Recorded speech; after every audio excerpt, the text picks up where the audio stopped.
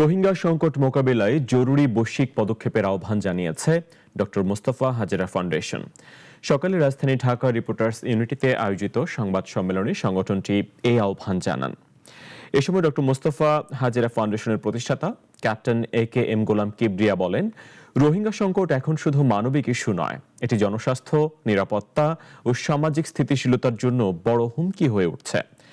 সংবাদ সম্মেলনে বক্তারা আরও বলেন, কক্সবাজারে রোহিঙ্গা ক্যাম্পে শিক্ষা ও কর্মসংস্থানের অভাবে তরুণদের অপরাধ, মাদক ও মানব পাচারের ঝুঁকিও বাড়ছে বলে আশঙ্কা প্রকাশ করেন তারা। এই সময় বাংলাদেশ সরকার জাতিসংঘ ও আন্তর্জাতিক সম্প্রদায়ের প্রতি দ্রুত ও সমন্বিত পদক্ষেপ নেয়ার আহ্বান জানায় সংগঠনটি।